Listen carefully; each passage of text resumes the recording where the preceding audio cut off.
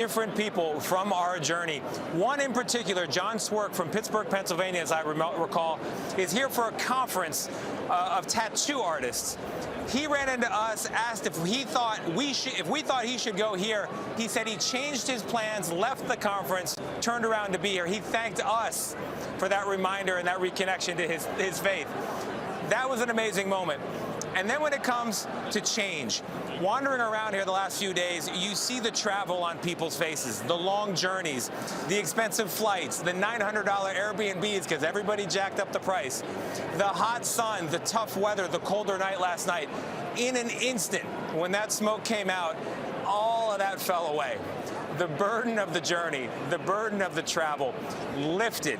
And that also feels like what contributes to the sense of elation, almost a floating feeling here in the crowd of thousands. Thank you, Tony. And Monsignor, as I'm watching this, I can't help but think what it's like to be a priest as you are, and a priest as this next pope will be, because after all, you're a man. You're a human. But there are expectations placed upon you that are greater than anything else anybody else has to deal with. I know that's what you signed up for, and I know that's what this cardinal who's about to be elevated has signed up for, but can you give us a peek inside what that's like? Yeah, you're almost giving me the shivers, because effectively the new Holy Father is our boss. But even before being a boss, he is our father. So we do look to the Holy Father for direction in our priesthood. We look for encouragement. We look for those qualities that we've seen in John Paul II, in Benedict, and in Francis. John Paul II, who opened people's hearts. Benedict, who filled people's hearts with good doctrine. And Francis, that compassion, that mercy. It's going to be fascinating. This is a magical moment for us as priests to know what gift does this newly Holy Father bring to the world. And he's going to be helped, just to piggyback on what John and Delia said, he's going to be helped above all by the grace of the Holy Spirit. Beautifully said, beautifully said. Seth Doane is down there with the crowd and talking to people. Seth? That's right. Ever less space to speak with people. But I'm here with Jude Wassel from Massachusetts. Describe this moment, this feeling when you looked up and saw white smoke. Yeah, I mean, it's absolutely crazy. I was just down the square a little bit, and we started running up as soon as we heard that there was white smoke and everyone was cheering. So it's just a lot of anticipation, and you can feel the excitement. It's kind of muddled right now because he's not out, obviously, but it's a lot of anticipation. What do you want to see? You're Catholic, you said. Mm-hmm. Who do you want to be Pope? What do you want to see? Yeah, I mean, I haven't done my research as much as I should have on the upcoming cardinals and who's looking like a prime candidate, kind of. But I'm really blessed to be here for this experience, and I think every Catholic here and everyone is just thankful for a new Pope so soon. Yeah. Perfect. Yeah, that was one of the big things here. Thank you very much, Jude. Was showing unity, having a Pope selected within a couple of days. We were talking just yesterday, John Allen's prediction that it would come by the end of the week. The Catholic Church really wanted to show unity behind a figure who could lead it, and people here in the crowd were certainly hoping to see the same. They said, we'll wait as long as it takes, but there's a lot of joy that it's happened so quickly. Back to you. All right, Seth Doane, thanks so much. And, shout out to John Allen, Delia Gallagher, and Monsignor Figueredo. Each of them was predicting this would happen today by about this time. So that's pretty impressive. Well, when you're on your third conclave, you kind of get it. Yeah, in all fairness, we are conditioned to expect this because it happened in 2005, happened in 2013, and now it has happened again. But I was also just thinking, how strange is it that we've done, Francis papacy is done. Right. Yeah. And that's odd. Yeah. We're here every day with the popes and listening to them and living the papacy so fully. And I think the interview that Seth just did with the young man from Massachusetts is instructive, because while all of us, including myself, have a bunch of note cards here and have studied all of the cardinals, or the popefuls, as we call them, for most Catholics, they've not been looking at all the biographical details. And that's why this moment that we are approaching in just minutes, when we will learn learn who the new Pope is important, because also he can set a new tone. He can create new impressions. He can garner new followers of the Catholic Church if he comes across in a way that is likable. And I think a lot of people like to see what country he's from. You know, that's really where they get excited to understand. You know, if what we see so many flags down there, and I think people around the world, that's really the first thing they think of. Well, right? Pope Francis was the first in so many ways. The first Francis of all of the 267 popes. The first from the Americas. The first Jesuit.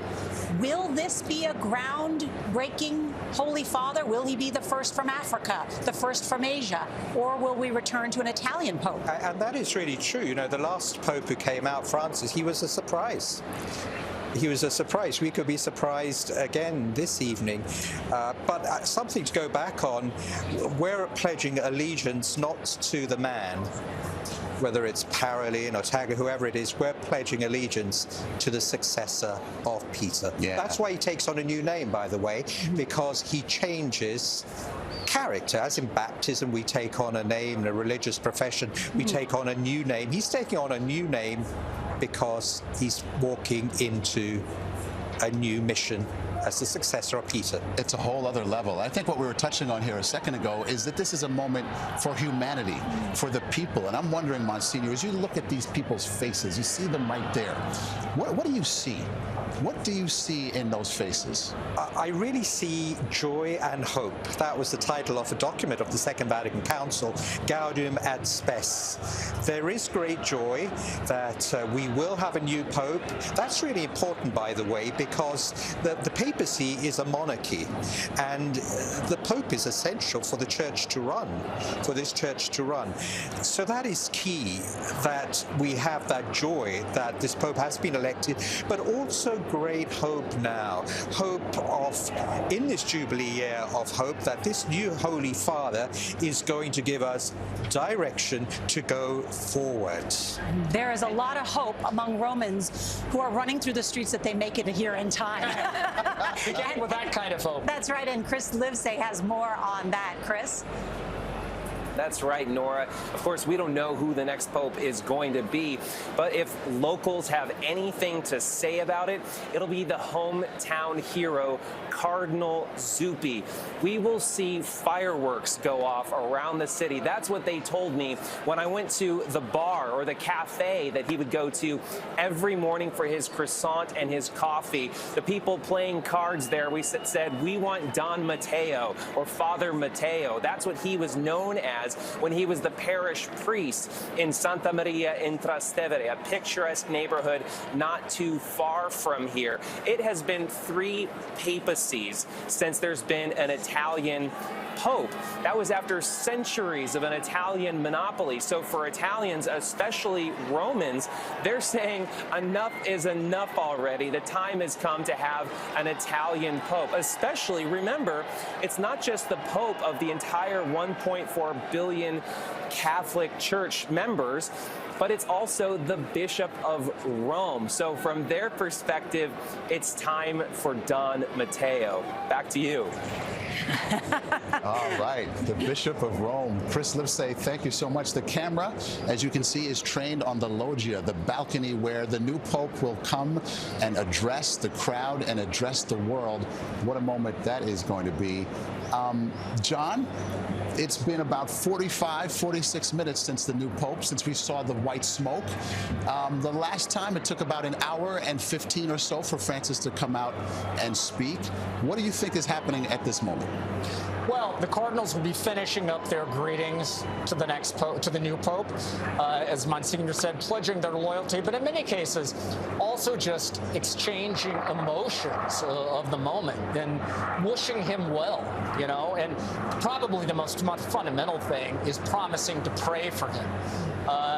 Although Pope Francis, you know, whenever somebody would say, I'm going to pray for you, his joking answer always was for or against, right? So we'll see if the new Pope continues that line.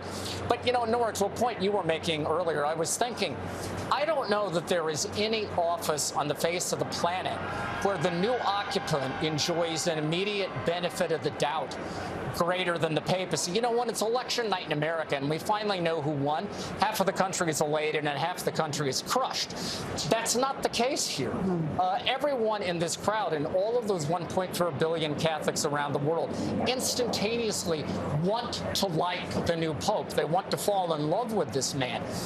And so, in a sense, the bar is set fairly low. I mean, if he just comes across as nice and human, almost, people will fall all over themselves to try to support him and to have his back, so to speak, in the early stages of this papacy.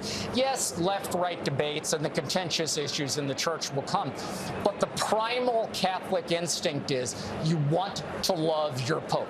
And it's also interesting that each of the cardinals who voted, 133 of them, their ballots have been burned. So the Pope doesn't know who voted for or against him. Technically, so you shouldn't have that information. Yeah, everybody's on the team unless somebody speaks. Sometimes it comes out, and if you know the cardinals and you know who your friends are and you know the numbers, which they do, they have a clue as to how popular. I think to that point, it is interesting. There have been reports of some horse trading going on, pledges of allegiance in order to give someone votes, in order to set something up. How likely is that, Monsignor, that happened, that someone said, look, if you support me, I may give you this position? It's inevitable.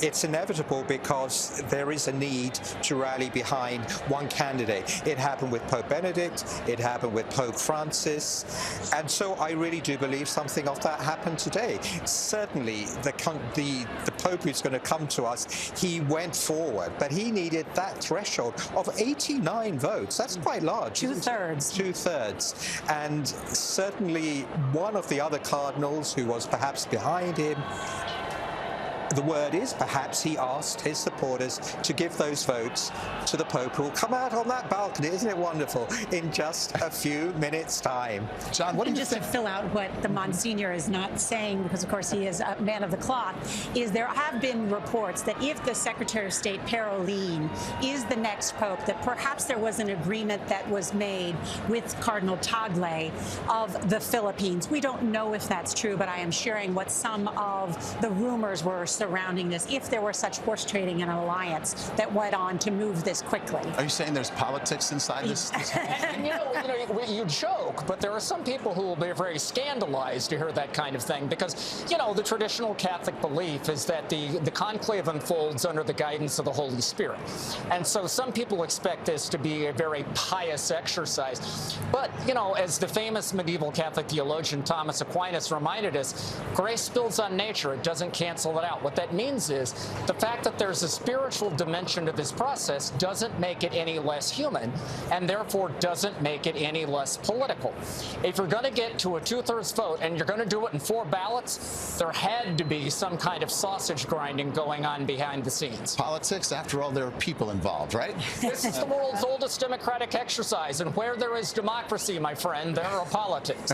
And as we know from Pope Francis himself, after lunch on the second day, he had a sign that the votes were starting to coalesce behind him. That's exactly what happened. Pope Francis went back as Cardinal Bergoglio.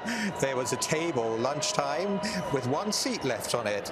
A group of Italian cardinals, and they beckoned Francis to come to their table, and they gave him a question time on what are his positions on liberation theology, on the ordination of women, etc. And Pope Francis says I didn't understand it at that time. But then when he was going to the lift, one of the cardinals asked him, is it true you only have 1 lung? And he said, no, I have half a lung. But then he said, it became really dangerous for me. I knew that the election was nearing in on me. Wow. So, Delia, as you hear these crowds singing songs and chanting, almost at a level of a football game, right? And I mean that in terms of a soccer match here in Europe. What do you think of that? Well, I just think it's a beautiful representation of the universal church. That's what Catholic means. And even though many of those people may not be Catholic, I think obviously there is a wonderful attraction to the majesty and pageantry of the election of a new pope who symbolizes this wonderful moral authority for many people, symbolizes a tradition which has great respect around the world. And I think that is why we see so much interest. Why is there so much interest in this? This could just be a thing for Catholics, but it's a thing for the entire world. And we said that before. Even secular people are interested to know who the Pope is. And part of that is because he does stand as a moral authority in fact, in the world. The first address that he will give on this balcony is called the Urbi et Orbi, which means to this city of Rome, I'm the Bishop of Rome, but to the entire world as well. It is 7 p.m. here in Rome, 1 p.m. in the East, and it was just about an hour ago that white smoke billowed from the Sistine Chapel chimney, alerting the world that a new pope was elected. We witnessed it. Oh my gosh, the crowd went wild. Electric moment. It really was. Unlike the nuns right over here were screaming. It was just incredible, a moment people will never forget. The new pontiff will appear. That will happen shortly on the balcony of St. Peter's Basilica. All eyes are trained on that balcony. It was the unbelievable moment. We're going to show it to you here. The crowd realized there was a new leader of the Roman Catholic Church. Listen.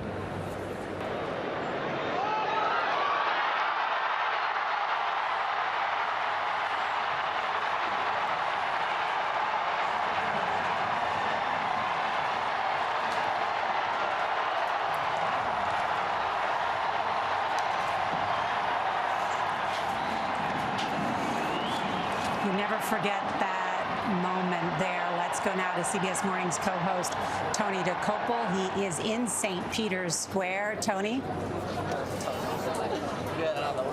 Hey, good to see you guys again. It's so amazing to experience the stages of emotion down here.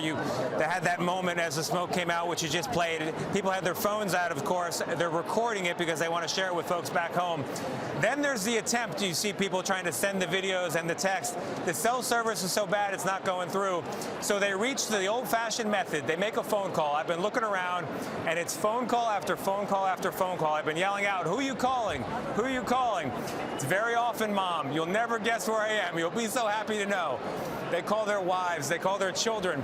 I met a man named Matt, a father from Kansas, Lawrence, Kansas. He's the reporter on the scene here. Happened to be here for a trip, but his daughter Kate's Catholic school there, I want to get this right, the Corpus Christi Catholic School in Lawrence, Kansas. They said, "Could you shoot some video for us?" I'm here to tell you, Kate, your dad's doing a great job. He's trying to send the video back, and it looks fantastic. We've reviewed it. We got to pray for a cell signal in the meantime, though. I'll send it back to you guys. Maybe you can help. Okay, Tony, thank you so much. You know, as we saw that shot there of the chimney and the white smoke emerging, just a couple seconds earlier, there were these seagulls on the rooftop. And, you know, people get a little punchy, they get impatient watching this whole thing unfold. And everyone saw signs in these birds. So what does that mean? What could it mean? Is something about to happen? And we'd seen that played out over the last day, right? Many times. But this time it was different. There was a baby seagull. There were two full-grown ones and a baby seagull. Did it mean something? Did it lead to this? Was it a harbinger? We just don't know, but it was kind of cool. But that's exactly what the spirit of this place is about. We talk so much about political things and issues and so on, and we forget about the entire spirituality of the Catholic Church, which is so much about signs, about providence, about saints. You know, so that is a massive part of what draws people to this place, and a huge part of what the Pope represents for the Catholic Church. And I was watching those seagulls. I call them the holy seagulls. But it was beautiful because a little chick was feeding from the mother. And that's a powerful symbol because Jesus asked Peter, the first pope, "Feed my sheep." Is there a greater symbol, a greater sign than that was given just as that smoke? What we have here is a parable writing itself live on television for all the world to see. How about that for a moment? Yes, and that will be one of the discussions, no doubt, about whether this new Holy Father will have a pastoral approach that has been similar to Pope Francis. Was praised that Pope Francis really did reach out to the peripheries in an attempt to put the focus back on the poor and the marginalized. Yeah. Now, of course, to be fair, we have to accept the fact that there is not going to be another Pope Francis. Even if this Pope steps out and we learn he's taken the name Francis II, that doesn't mean he's going to be a photocopy of the man who came before. Each Pope brings his own personality. Cardinal Ouellet. There we see Cardinal Mark Cardinal Ouellet, Cardinal Casper. Yeah. former Yes. Archbishop of Quebec City in Canada, and then head of the Vatican's Congregation for Bishops. And we see flags from all over the world. All over the world. And in the crowd is our Seth Doan one more time. Seth, what do you have? Don't move. I'm just in the middle of this crowd here. It's getting ever tighter, as you can tell. Tens of thousands of people are packed. And it's interesting to hear why so many people are here for so many different reasons, from so many different countries. We're seeing people leaning out of windows, leaning out of balconies. And I'm struck by how many times, living here in Rome for so many years, how many times I walked through the square and different holidays, and Easter, at Christmas when the Christmas tree was up, at night, late at night when there was no one there. And then, of course, just after the death of Pope Francis, how much the mood, the energy really changes and really reflects what's happening. I was just speaking with some young women from Italy behind me, and I said, how are you feeling? She said, well, actually a little anxious. She said, I'm wondering who it will be. I wonder what direction the church might take. So there is such a range of emotions here. I'm also thinking about all the people who said they would come here the instant they heard. A Syrian refugee who credits his life here in Italy to the open policies of Pope Francis and really welcoming migrants. He said, as soon as I hear that there is a new pope, I'm going to come and see who it is. Of course, that's the question on everyone's mind. Everyone now, as that sun sets behind St. Peter's Basilica, and it's a little bit harder to see from our vantage point, the big question is, who will it be? That is the question. Yes. Thank you so much, Seth. As we look at the loggia right there, that is the balcony. It has been an hour since we saw the white smoke. And so that's about the time frame in which Pope Francis appeared, maybe an hour, hour 15. We're right in that window.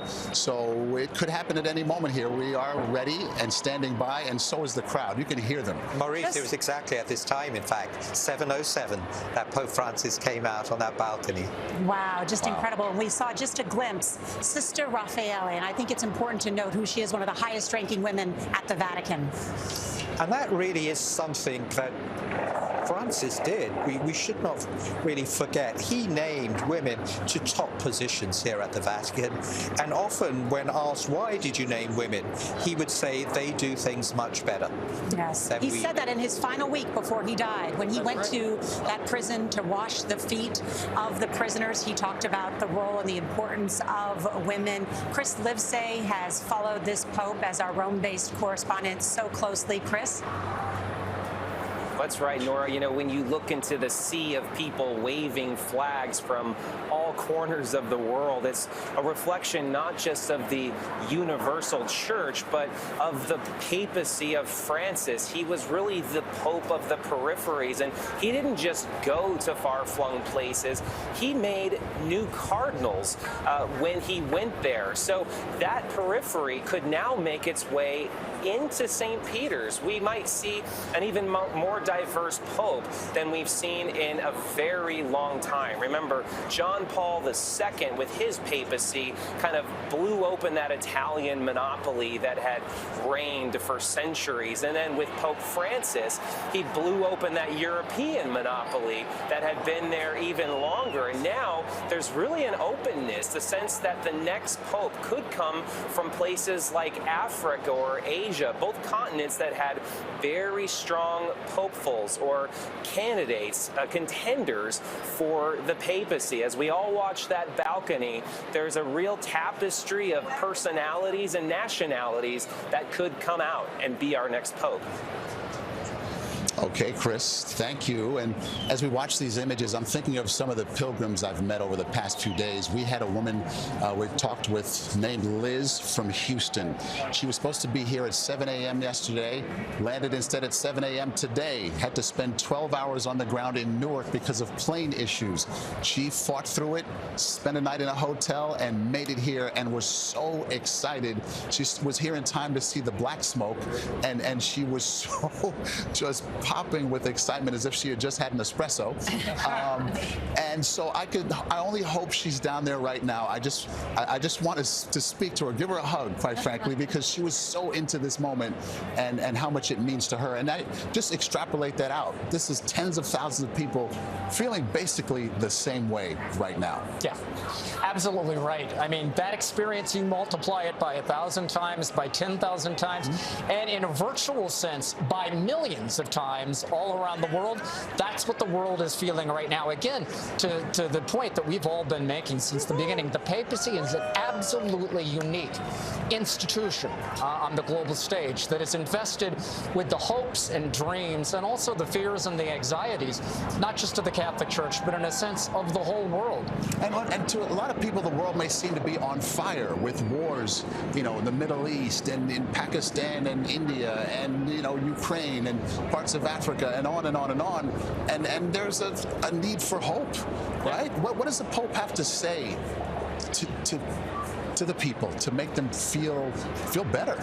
Well, I think his presence, frankly, speaks more than anything he can actually say. So we have traveled quite a lot with the Pope, Pope Francis, Pope Benedict, Pope John Paul II, around the world. And so a lot of people don't necessarily hear the Pope's speeches, but his presence or the gestures, which John Paul II and Francis were very good at, speak volumes. And I mean, how many of us can think of all of the gestures of Pope Francis, all of the wonderful things that he did here in the square during COVID, blessing the square on his own, or the hugging of the people. That's the kind of presence that I think matters. But Maurice raises a good point, which is if they have chosen a statesman to be the next Pope, the former Secretary of State here at the Vatican, that is significant. And certainly the message that the Cardinals sent jointly in that statement the very last day on Monday before they went into this lockdown, correct?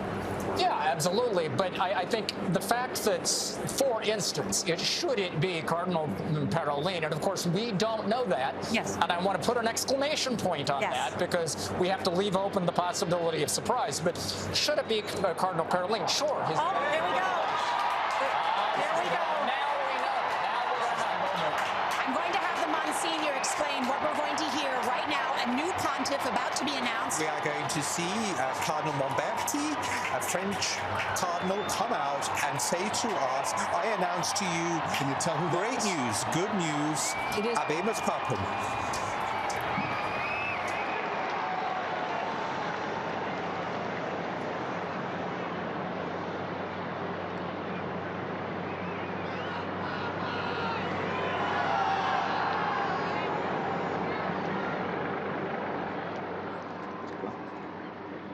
Annuncio vobis gaudium magnum.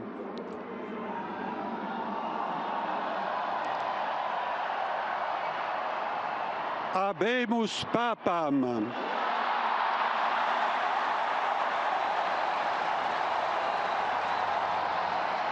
Eminentissimum, ac reverendissimum Dominum, Dominum Robertum Franciscum, Sancte Romane Ecclesiae Cardinalem Prevost,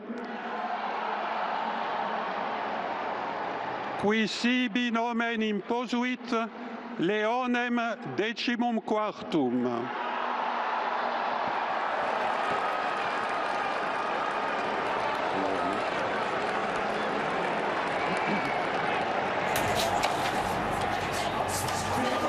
This is stunning. It is an American Monsignor.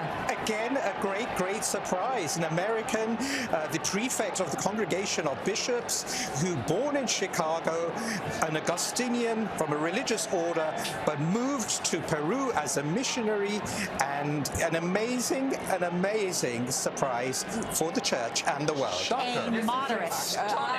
Stunning moment, because of course it used to be said for 2 centuries that the idea of an American Pope was unthinkable, and here we have an American successor of Peter. I am absolutely stunned. Never thought an American could be Pope. A dark horse, would be the first American-born Pope. And while he was born in Chicago, he was a missionary. He spent a lot of time in Peru. This will be a continuation of the pastoral approach of Pope Francis, correct? Absolutely. I mean, we will see what he brings to it. But first of all, I can't believe we have an American Pope. That is just amazing. Right. Because the likelihood of that was near zero as far as everybody was concerned. Now, to be fair, I mean, there was a good deal of chatter around Cardinal Prevost, now Papa Prevost, in the run-up to all of this. But of course, you're right. For a long time, the idea was you can never have an American Pope because you can't have a superpower Pope. But, you know, the world has changed in the 21st century. America is no longer the world's lone superpower. And these cardinals don't really care about nationality anyway. He also knows many of these bishops really well. Exactly, because he has worked here at the Office of Bishops. That is a vital point. He has pastoral experience in Peru, and he has worked here at the Vatican. That has surely been very decisive. So the imagery of all those cardinals there smiling and looking. Well, I can see Cardinal World there. World, formerly the Archbishop of Washington. You've got to figure he's an excited man right now. Oh, I think the American Cardinals must just be thrilled. Yes. Well, so he has a worldwide sort of point of view. As we said, he did a mission in Peru. He served as the head of the Vatican's very powerful dicastery for bishops under Francis for the past 2 years. What does that mean? What did he do? Well, essentially, the dicastery for bishops is responsible for naming bishops all around the world. As I like to say, it is a great way to make friends in the Catholic Church. So he has a lot of friends. He already plays a big role here at the Vatican, no doubt, so he is well known. And I think, interestingly, too, he was a math major at Villanova, which is important as the Vatican's finances are in trouble. Oh, he has got quite a number of good things about him. He is also an Augustinian priest. Which means? Which is an order, and we were just saying today is one of their special feast Our Lady days. of Grace. And John and I were saying earlier, well, maybe that's a sign. He also studied here at the Angelicum, a Dominican university, so he has quite a number of boxes ticked in that. And John, you describe him as someone who could put a positive face on the church. What do you mean? Yeah, well, he is considered a man of great dialogue, a man of great openness, a man of great balance. And let me also say that at a personal level, he is just extremely affable. He is a very nice guy, very easy to like. I think the world will see that tonight. Cardinal Robert Francis Prevost is the next Holy Father. Seth Doan is in the square with some Americans reacting to this news. Seth? Let me tell you, Nora, we were all looking toward that balcony.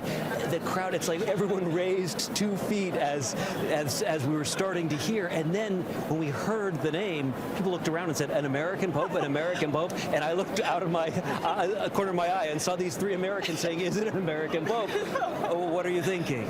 Never thought I would have seen the day that there would be an American Pope. Yeah, like, especially now. What do you mean? Expecting this. I wasn't expecting it at all. Like, I left work early. I mean, don't tell my boss, but I'm glad I did. What does it mean to you as Americans to have an American Pope? What do you think it means? What do you hope it means? I mean, it's great. I mean, we're feeling very patriotic. But I think we're still processing. I know, it's still fresh. I mean, I just really hope that, like, this American Pope, he can, keep the train on the tracks rolling that Francesco did. The previous Pope, keep the church moving in the same direction. That's what I hope. It makes people proud. If I can summarize it, even there was a gentleman from Paraguay who was standing next to me. His mouth dropped. He said, an American Pope.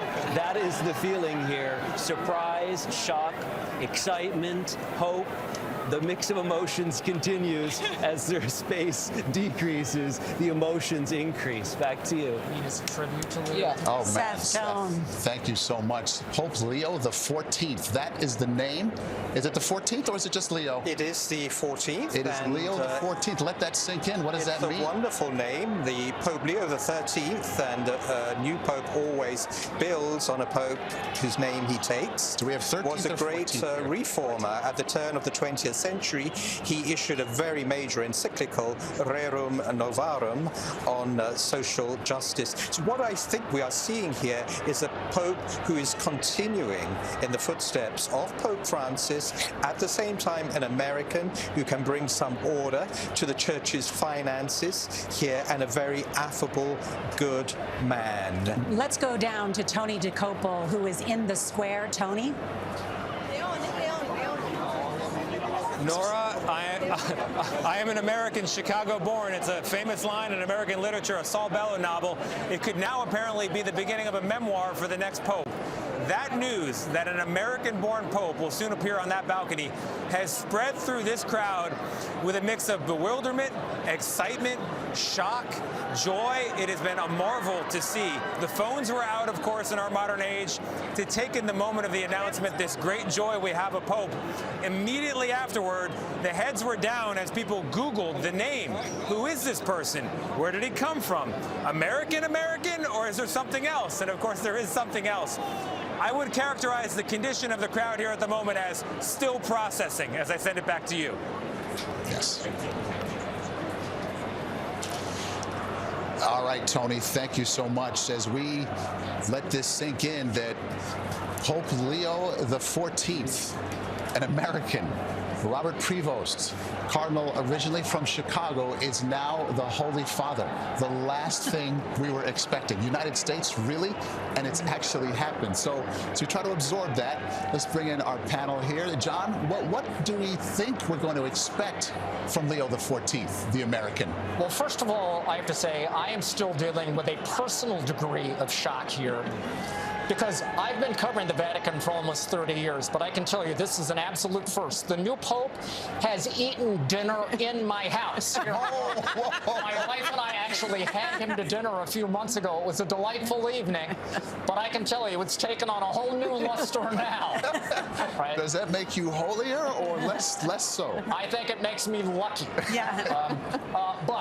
Listen, to your point, what I think people are going to see in Pope Leo XIV, and it's going to take me a minute to get over calling him Cardinal Prevost, but in any event, I think what people are going to see is a man of great warmth, great accessibility, and a man who, I think what he's going to want to do is reach out and kind of gather this crowd, and in a virtual sense, gather the whole world into his arms.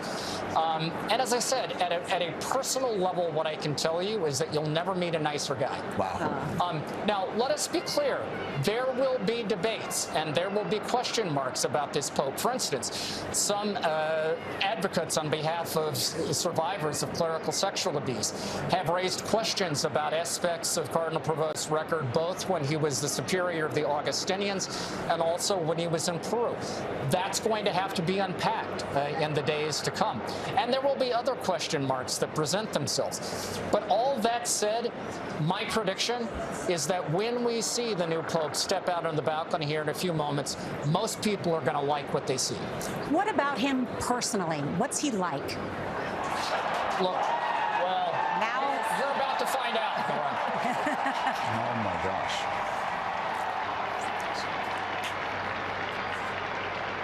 Cardinal Robert Francis Prevost has chosen the name Pope Leo XIV.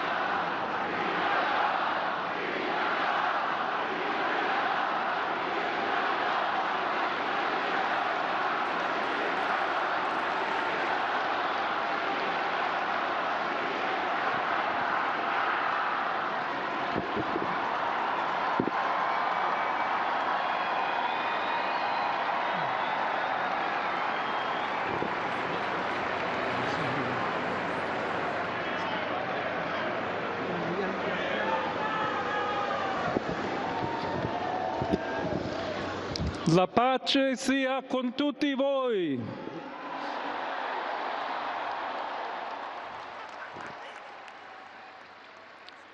Fratelli, sorelle carissimi, questo è il primo saluto del Cristo risorto, il buon pastore che ha dato la vita per il gregge di Dio. Anch'io vorrei che questo saluto di pace entrasse nel vostro cuore, raggiungesse le vostre famiglie, a tutte le persone, ovunque siano, a tutti i popoli, a tutta la terra. La pace sia con voi.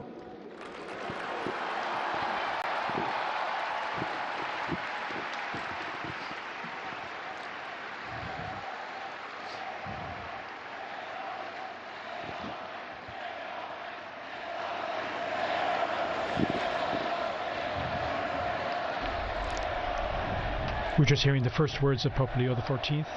As he continues, we'll provide a summary here in just a moment as we listen to his words.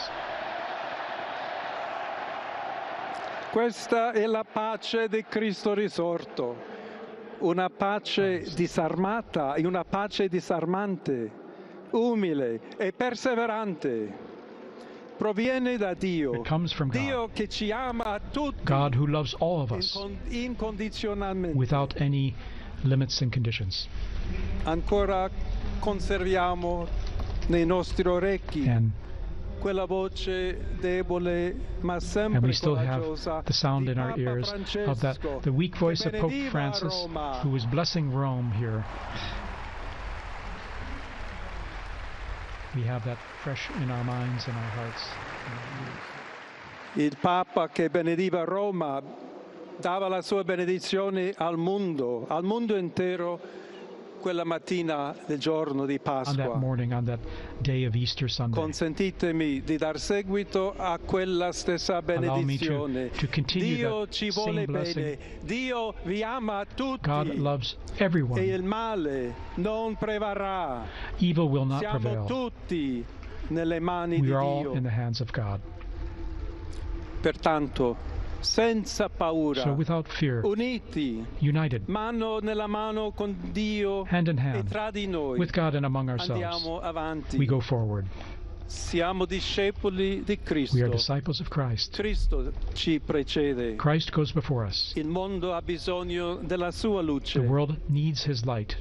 L'umanità necessita di Lui come Humanity il ponte needs per him. essere raggiunta da Dio e dal suo amore. But as the bridge between God and his love, Aiutateci anche voi, poi gli uni gli altri, a costruire i ponti may we all con il build dialogo, bridges con with l'incontro, dialogue and unendoci encounter, tutti per essere un solo so that we can popolo, all be sempre in pace. one people, all in peace. Grazie a Papa Francesco. Thank you, Pope Francis, for all.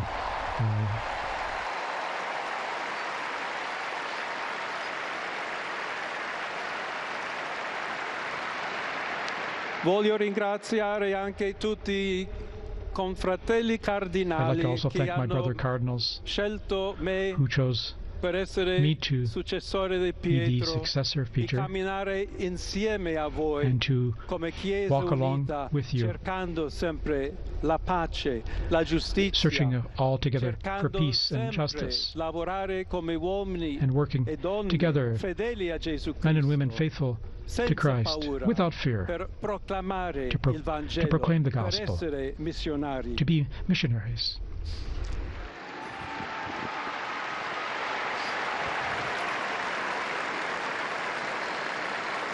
Sono un figlio di Sant'Agostino, I'm a son of St. Augustine, agostiniano, and I'm an Augustinian che ha detto: con voi sono cristiano who said, e per voi vescovo. With you I am a Christian, and for you I am a bishop. So may we all walk together towards that to the place that God has prepared for us. Alla Chiesa to the Church di Roma, of Rome, un saluto speciale. A special greeting as Bishop of Rome. Dobbiamo cercare insieme come essere una chiesa missionaria. Look at how we can together be a missionary church, a church that builds bridges, sempre aperta a ricevere, that is always open to receive everyone, just like in this square, to receive everyone, to welcome everyone, our charity, our dialogue and love. Y se me permiten también una palabra, un saludo. And now, a greeting in Spanish. Please allow me. A todos aquellos, y en modo particular a mi querida diócesis de Chiclayo en el Perú. But especially to the people of my diocese of Chiclayo in Peru, donde un pueblo fiel ha acompañado a su obispo, ha compartido su fe y ha dado tanto para where we had such faithful people accompanying the bishop, and we had such faithful people helping the bishop. Di Roma, d'Italia, di tutto il mondo, all of you, vogliamo essere the people una of Rome and of Italy, sinodale, una chiesa che cammina, una chiesa che we need to be a synodal church, a church that's a pilgrim, that shows charity always, a coloro che soffrono, and especially is charitable to those who are suffering. Oggi, today, il giorno della supplica alla Madonna di Pompei. Today is the day of praying to the Madonna of Pompeii.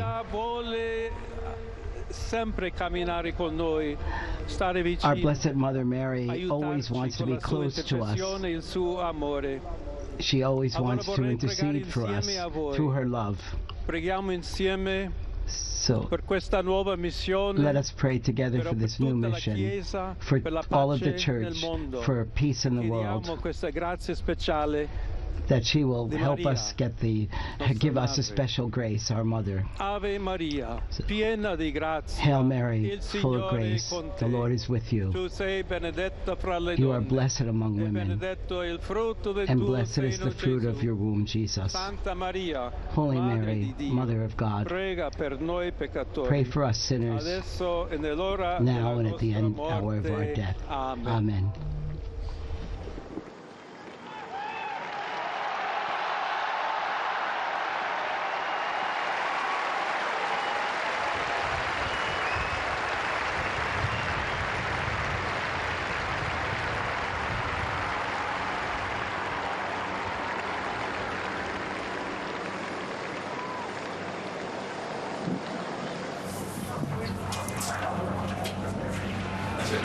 And we have just heard from Pope Leo the 14th.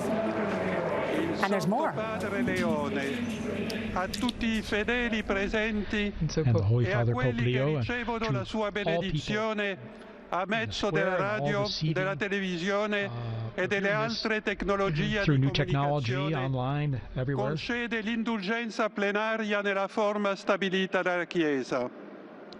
Preghiamo Dio Onnipotente perché conservi a lungo il Papa a guida della Chiesa e conceda pace e unità alla Chiesa in tutto il mondo. And the entire world. Now he'll give this most solemn blessing to the entire world, to all of you joining us. To everyone. So we now prepare ourselves to receive this solemn blessing.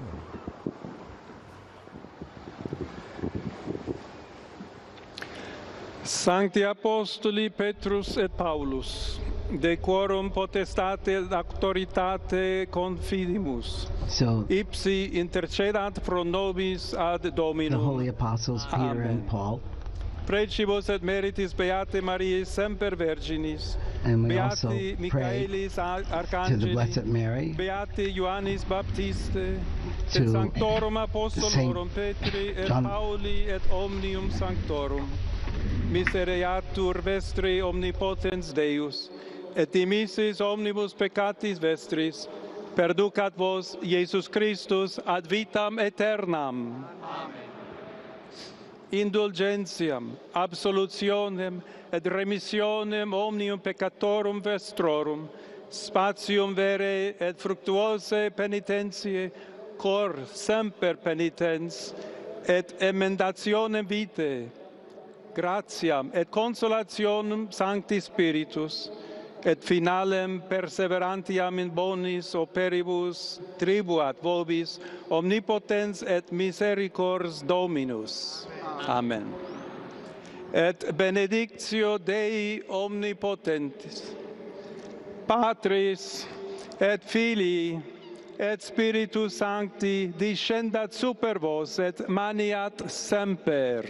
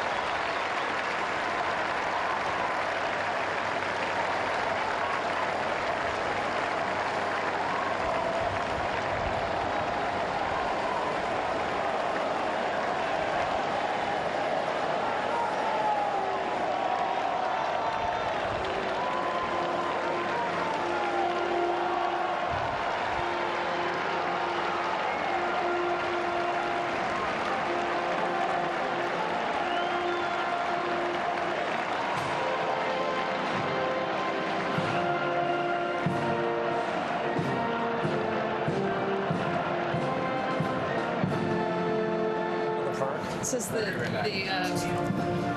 a stunning moment here in Rome as Robert Francis Prevost has been elected the 267th Pope of the Roman Catholic Church, and he has taken the name Pope Leo XIV, becoming the first Pope ever from the United States and defying the conventional wisdom that he would be elected. It's important to note he is also a dual citizen of Peru.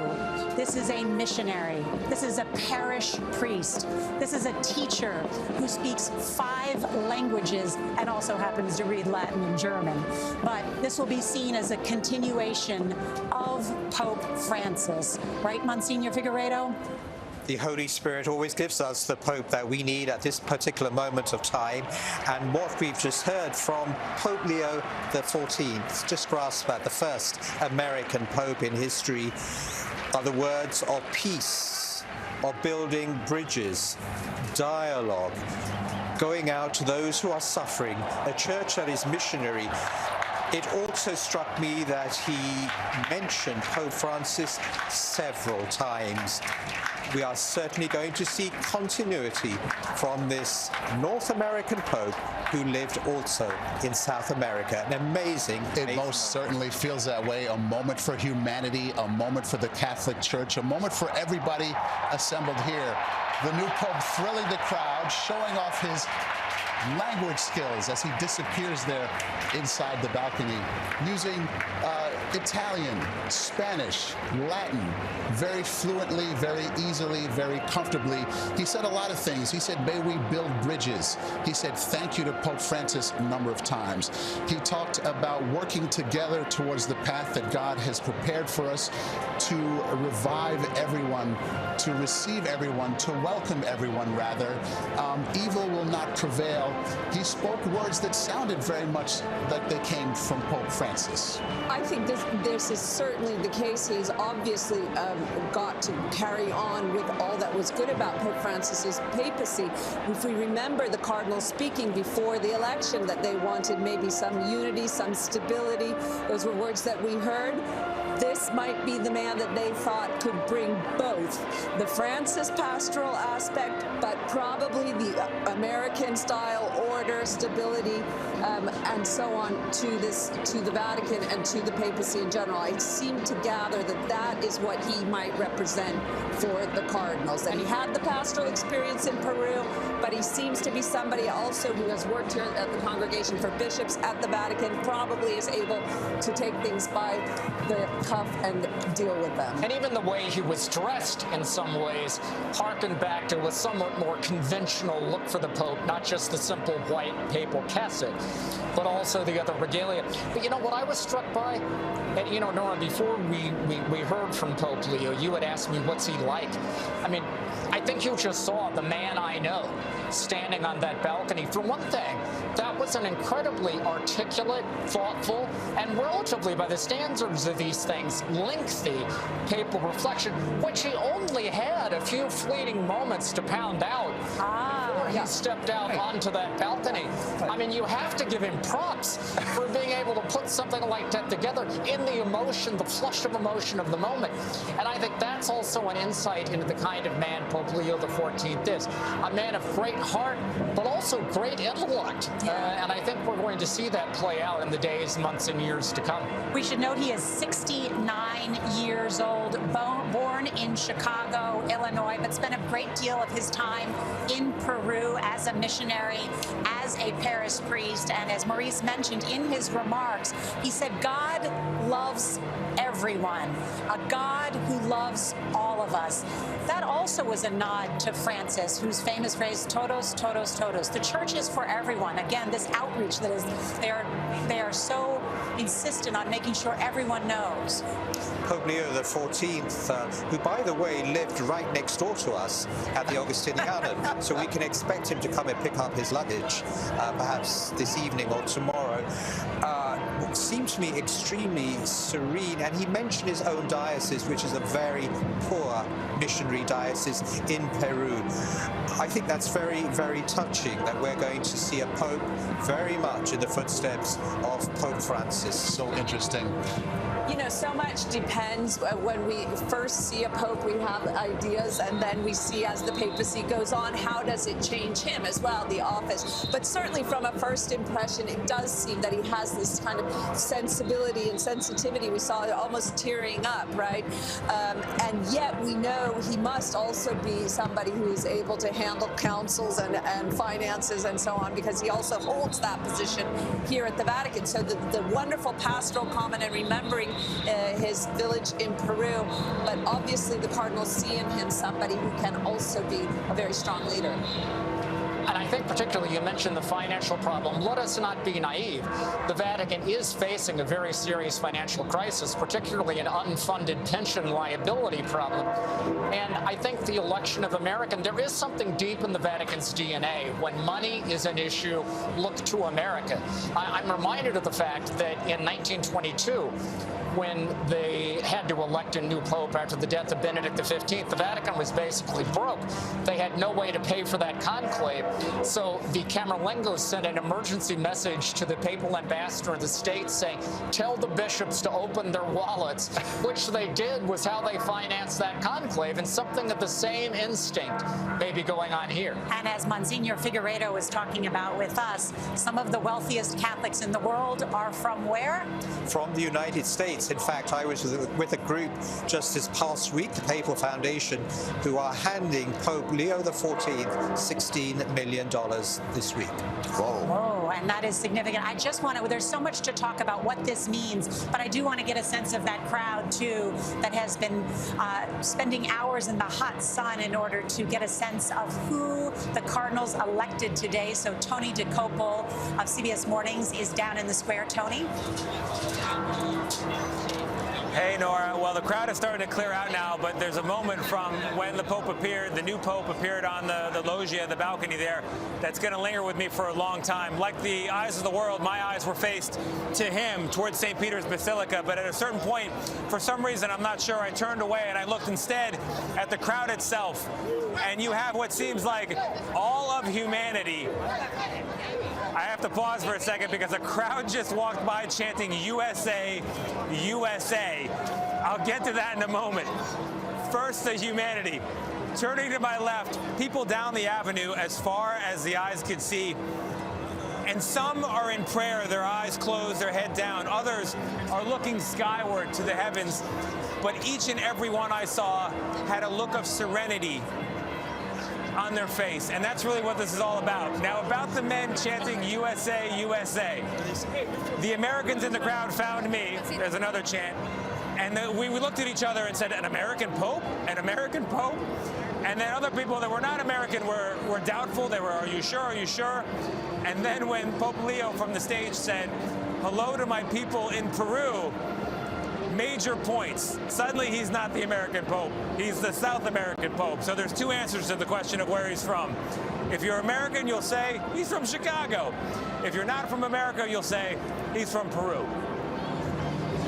I can only imagine, Maurice, what is happening in Chicago right now. They must just be losing their collective spiritual minds. John Allen, no one was more surprised up here than you. You know Robert Prevost, Pope Leo the 14th, personally. What kind of Pope do you imagine he's going to be? Well, I think in a nutshell, you saw it in his performance on that balcony. I think he will be a man of great commitment to the social agenda, the peace and justice agenda of Pope Francis. Perhaps a bit more conventional in terms of his approach to some of the disputed internal doctrinal questions in the church. But above all, a blend of great heart and also great mind. I mean, if you think about the sort of sense of the moment and the sense of self it took for him to step out and deliver that almost State of the Union address that he gave not long ago. I mean, that was the product of a man who has an enormous sense that it's the product of a lifetime's experience of what this role of being Pope means. And as you say, he wrote that in less than an hour. He pounded it out, as it were, and delivered it beautifully and flawlessly. Yep. Take us to the dinner you had with him just the other day. What was that like? What's he talk about? What kind of person are we talking about? Well, it was 2 or 3 months ago. Part of it was we were talking about his experience in Chiclayo in Peru, the diocese where he served. Part of it was just, you know, his experience growing up in Chicago, and, you know, his experience. I had met him first when he was head of the Worldwide Augustinian Order, so we talked a bit about his experience in the order. And what struck me is how gracious he was about everything. Among other things, at one point I noticed he was eating every morsel of every plate I put in front of him. And about 2/3 into the meal, I said, you know, Cardinal, you don't have to eat at all. And he's like, where I was brought up, it's poor manners not to eat where they put in front of you. Finish your food. Yeah. Clean your plate, baby. Many of us grew up the very same way, that it is yes, to clean your plate. John, and I think to follow on that too, how do you think he will be viewed? Certainly as a continuity of Pope Francis, but how will he be different? Well, I think, again, to come back to the way he was vested when he stepped out on the balcony, wearing the mozzetta, for instance, that sort of crimson garment that you saw on top of the white papal robe, which is a sort of nod of the cap to tradition. I think what you are going to see is a man who is a bit more conventional, probably, on some of the traditional trappings of the papacy. One thing that will be a very interesting tell, by the way, is when we find out where he chooses to live. Is he going to choose to follow the example of Pope Francis and live in the Casa Santa Marta, the hotel on Vatican grounds, or will he go back to the papal apartment? These are the kind of small things that people with eyes to see and ears to hear will be tracking as sort of indications of where he might go. But as we mentioned, every little thing he does, everything he wears, everywhere he goes, it'll be parsed right down as we are doing right in this moment. Nth degree. You got that right. Yeah. Let's go down and check out the hometown pride of people from Illinois.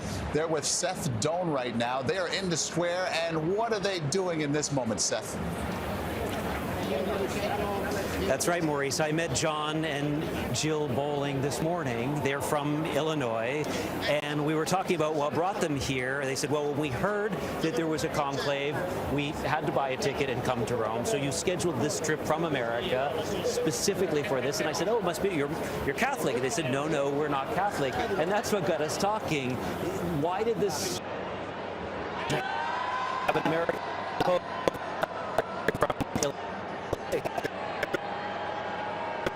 To be here surrounded with people from all over the world, divided in so many ways, and yet united by this moment and with the opportunity to see a new Pope, American of all things, which is amazing.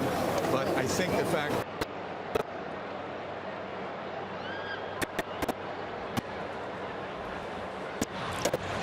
All right, a little trouble there with Seth's signal. We'll come back to Seth in just a little bit. Father Monsignor Figueroa, you talked about not having a father in the spiritual sense after losing Pope Francis. Now you have one. What is that like? What does that mean? I think we really need to remember as well that Pope Leo XIV is an Augustinian. That's a religious order in the Catholic Church founded by St. Augustine. St. Augustine was a very human man. He knew his own weakness. For many, many years, he lived with a woman. He had an illegitimate son.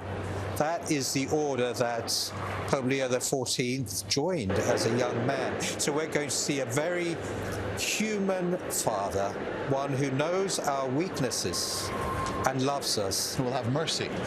Will have mercy. You know, it's interesting, John, as we were talking about and exploring that question of how he may be different than Pope Francis. I know you've said that he's more pragmatic, more cautious, maybe more discreet, but he has also been outspoken on the issue of immigration and migrants, for instance. So he, too, like you said, we don't know. He could, too, also be a revolutionary pope. Oh, very much so. I mean, one thing I think you can take to the bank is that Pope Leo XIV is an extremely thoughtful man. And he is going to believe in his heart, in his soul, that God has put him in this role not to waste it, but to do something special with it. And I think you heard him say he wants to do that in concert with the other cardinals and all those in the church. But I think he realizes he has been chosen to lead, and he is going to want to take advantage of that. And I think on all kinds of issues, immigration is certainly one. I mean, and of course, he understands the immigration issue on both sides of the coin, because as an American, he understands what it's like to be from a receiving nation. But as a bishop from Peru, he also understands what it's like for those who embark on the journey of immigration. And so we'll have a great understanding of that issue. But there is this alchemy that goes on when a man is elected pope. Pope Francis used to say, because it was always so surprising, his reputation in Argentina was being sort of cold, distant, aloof, and yet when he became pope, he became this electric, maverick figure, and people would ask him, where did that come from? And he would always say, the grace of office. And I think something similar is going to happen with Pope Leo XIV. And as you say, where it may lead, it's difficult to predict in the moment, but it's going to be something electric.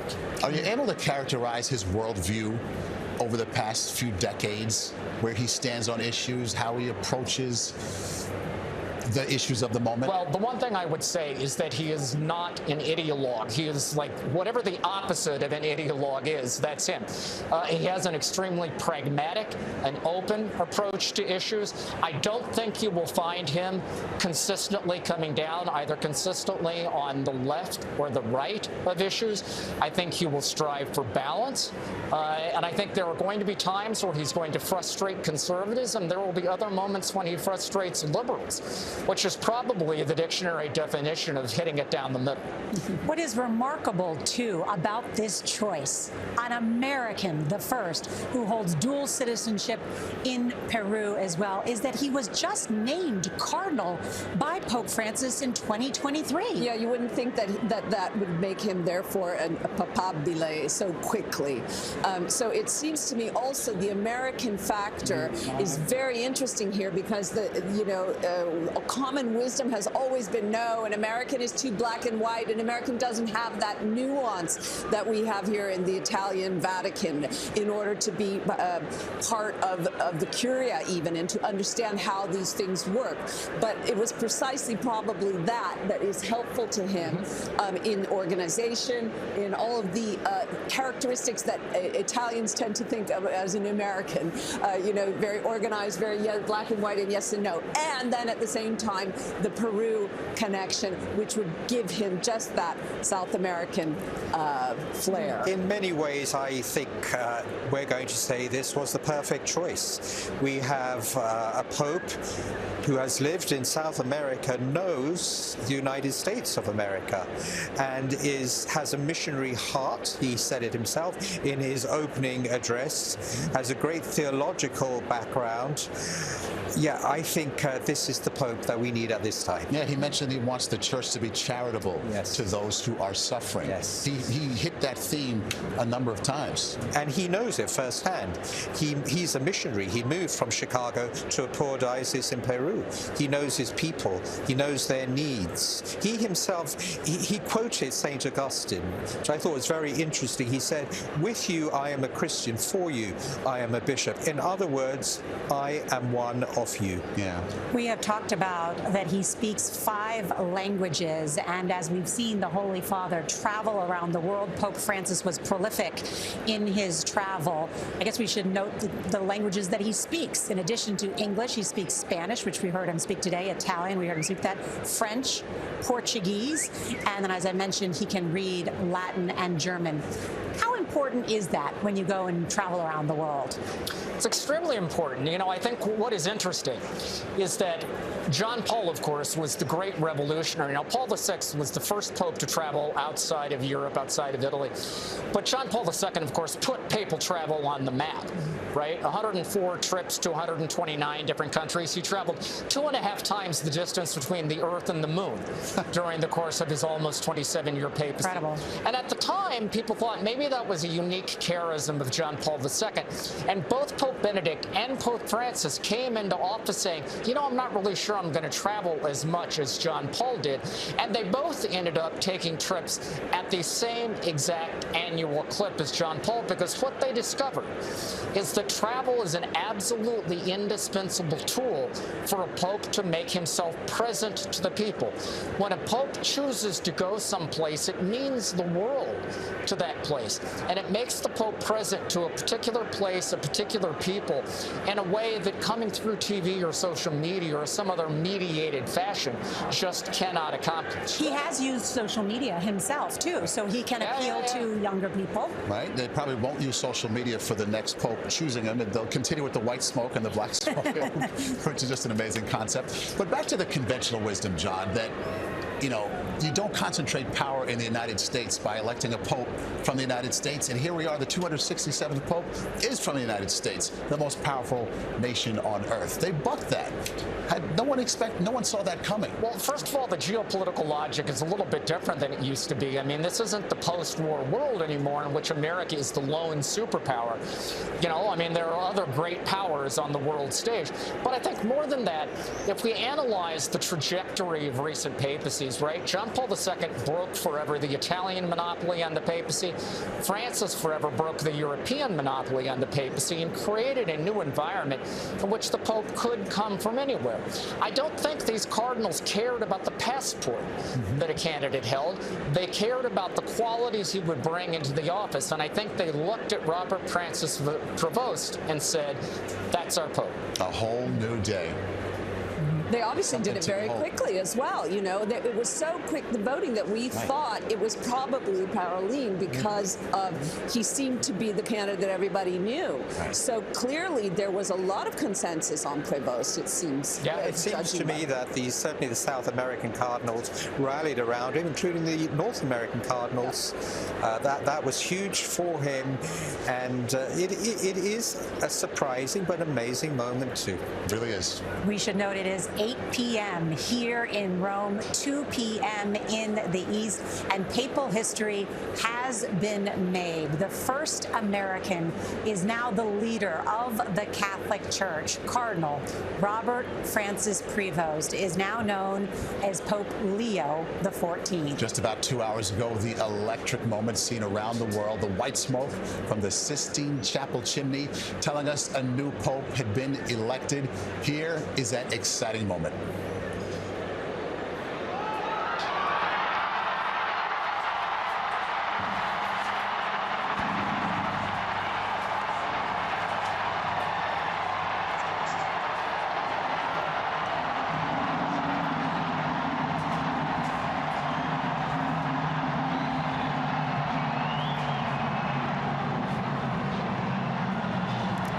There were cheers everywhere, goosebumps, and then an hour later, Pope Leo XIV greeted the world for the first time to grant his Urbi et Orbi a blessing. Take a listen.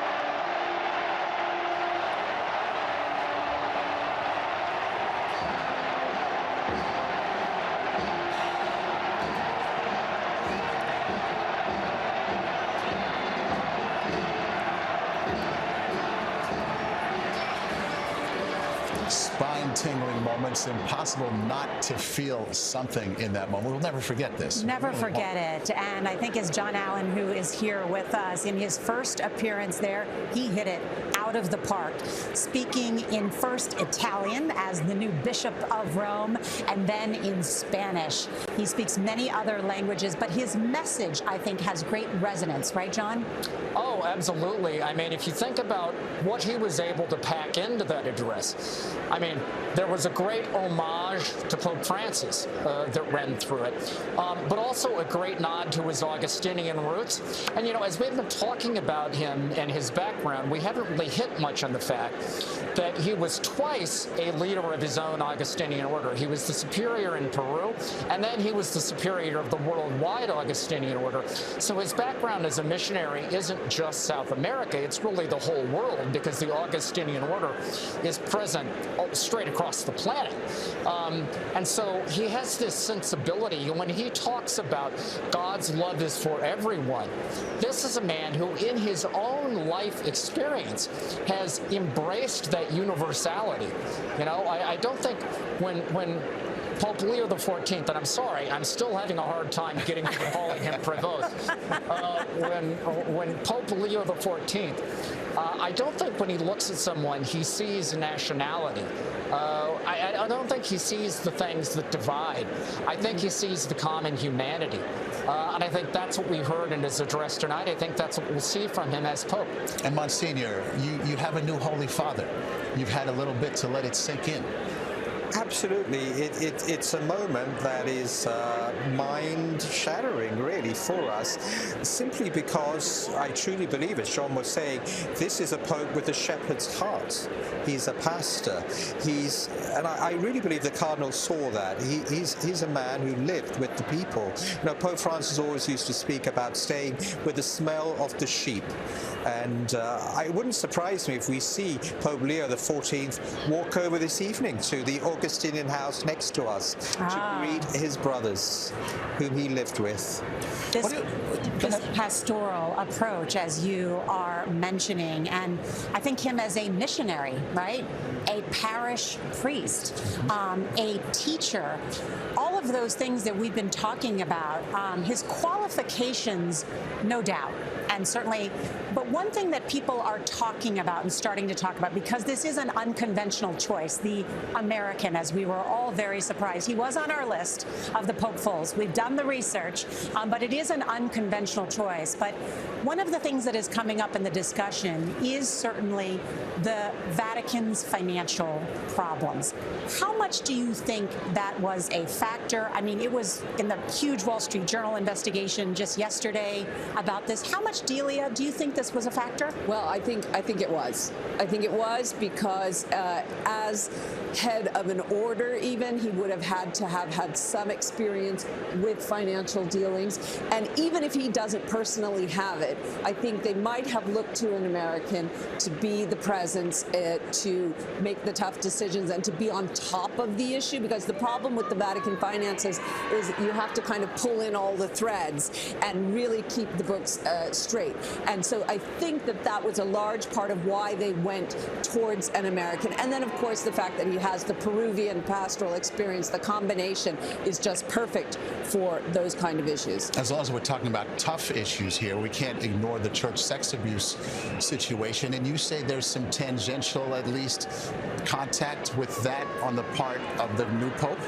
Yeah, so there are advocacy groups for the survivors of clerical sexual abuse who have raised critical questions about the new pope's record.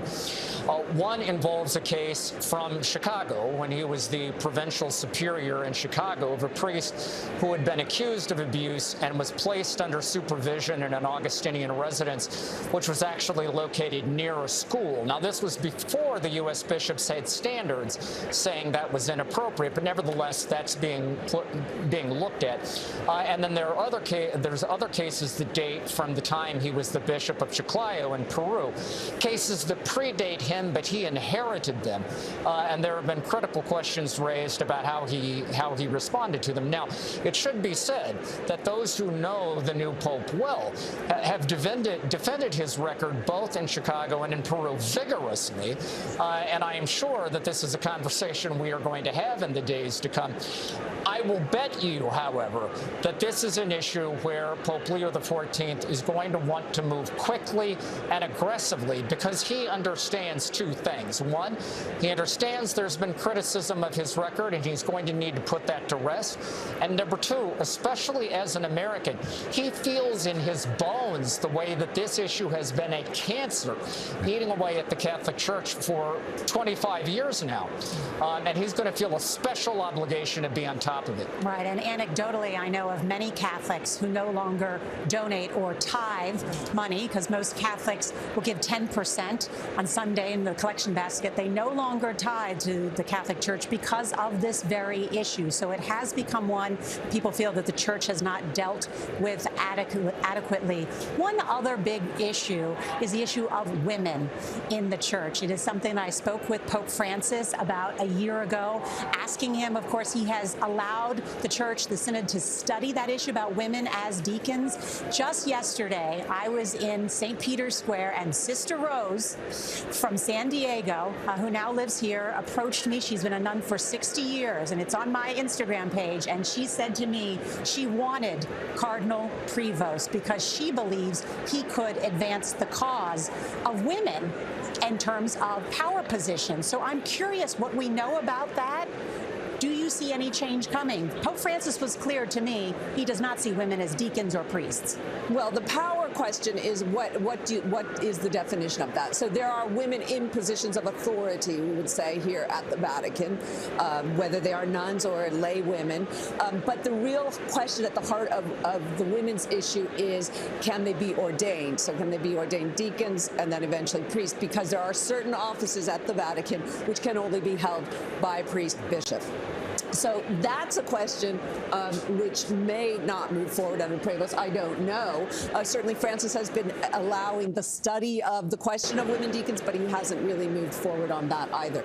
But the question of allowing women to have positions of authority in the Catholic Church without ordination, I see no problem with that. Francis went ahead with that, and I would think the new Pope would also do so. Yeah, I can tell you from personal experience that the dicastery for bishops on several thorny issues has had to work very closely with the dicastery for religious, which is now currently led by a nun, Sister Brambilla. And then Cardinal Prevost, now Pope Leo XIV, has had an extremely close and collegial working relationship with her. So I think he's got a great comfort level with the idea of women in positions of power. I personally would find it extremely surprising if he were to reopen the question of women's ordination to the priesthood. I think that's been made clear by several recent popes. It's kind of a no-fly zone. But I think in all ways short of ordination to the priesthood, I think he is definitely on board in terms of seeing women help run the show. Yeah. Interesting. Let's take you back to one of the special moments of the day, really special moment. Here it is, the moment senior cardinal deacon. This was about how long ago? About an hour and change ago, and made the historic announcement that a new pope had in fact been elected. Let's watch. Habemus Papam.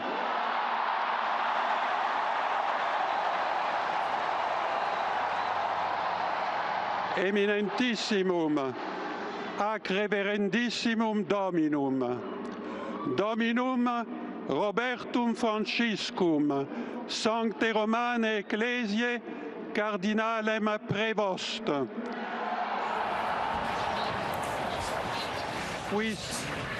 Here, we had been sitting all afternoon wondering who this is going to be, when's it going to happen, and we hear, to our shock and surprise, it's an American. It's Prevost from Chicago. On the fourth vote. Right away, and we just were literally blown away, right? Blown away. Totally shocked. I mean, we had done all kinds of research and removed the Americans from the list thinking, not going to happen, right? Because that's the conventional wisdom. And we misled you as well, didn't we? Right, you had us thinking it's going to be an Italian. We were sure it was going to be an Italian. Right, and so here we are now, and you've had a little bit to let it sink in. Where are your thoughts right now? Well, I just, for myself, if we look back, Jesus himself chose the unlikeliest of candidates. Peter would have been the least likely candidate to be the first pope. You know, he denied him 3 times. He ran away from the cross. So we're just seeing a continuity of the first Pope Peter. I was just looking back in terms of an interview he gave as when he became the leader of the dicastery of bishops here at the Vatican, where he has had this powerful position after just becoming cardinal in 2023. And when he got that powerful position, he said, I still consider myself a missionary. This is a missionary, a parished priest, a teacher who speaks multiple languages. I just think that's a key part of this. A math major from Villanova. His biography tells us a lot about him. Absolutely. A kind of regular guy, the common man like Francis was, but seems to have another part of him which is going to help with a lot of the issues administratively at the Vatican that they wanted. And I think if we were talking about the Paroline earlier, that was one of the problems with him. Yes, he could have done the administrative side, but not necessarily the pastoral side. So they found somebody who's a wonderful pastor as well. Interesting. Leo XIV, among his first words were to say, thank you, Pope Francis, not once or twice. It felt like at least 3 times. Yes. Very important to underscore that. Our Tony DeCopel in the square as people begin to thin out there. And what are your final thoughts here, Tony? Well, Maurice, we're all fixated on this idea that it's an American-born pope, maybe a debate with the Americas, plural. There was someone with a flag. They were being chased around, some chants of USA, USA. But it occurs to me we should be thinking about this very, very differently. This is a 2,000-year-old institution, divinely revealed, divinely created, bigger and older than any country on earth. It's beyond nations. It's beyond any individual person. It's beyond a resume. That's the lesson I've learned in chatting with people as they filter out. They are feeling the big thoughts, and I think we should leave people with those as well. This is about humanity, not about any country or location on a map. All right, Tony, thank you. Tony, thank you very much. And Monsignor Figueiredo, a final thought as we wrap up today's historic coverage. After a Polish Pope, a German Pope, an Argentinian Pope, we are left surprised again with an American Pope. But God says this is the Pope the world and the Church needs at this time of history. That's right.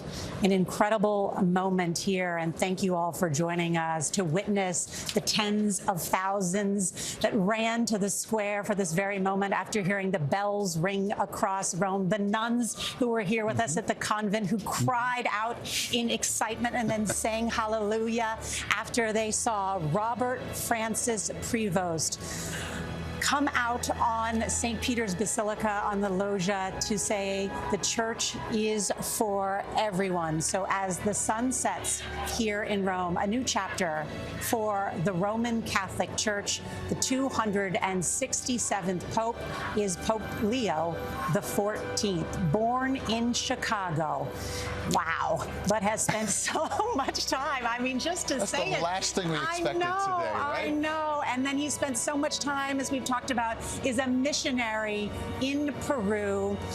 He will no longer be known as Cardinal Prevost, but as we mentioned, Leo XIV, an Augustinian that has such great significance. And we were all here to witness the white smoke appearing just before 6:08 this evening, right here in Rome, signaling that he had secured at least 89 of the votes from the 133 cardinal electors. I've seen this 3 times now, and each time it's different, it's unique, and absolutely incredible. Just 2 days to reach that 2/3 majority. Pope Leo XIV is seen as a progressive on many social issues. Overall, many view him as a centrist, and like his predecessor, Pope Francis, Prevost has spent time embracing marginalized groups. We shall see going forward, most certainly. Our coverage will continue on CBS News 24/7, your local news, and tonight on a special expanded edition of the CBS Evening News. We thank you to all of our correspondents, contributors, and entire crew here in Rome. This has been a CBS News Special Report. Alongside Nora O'Donnell, I'm Maurice Dubois. Good day.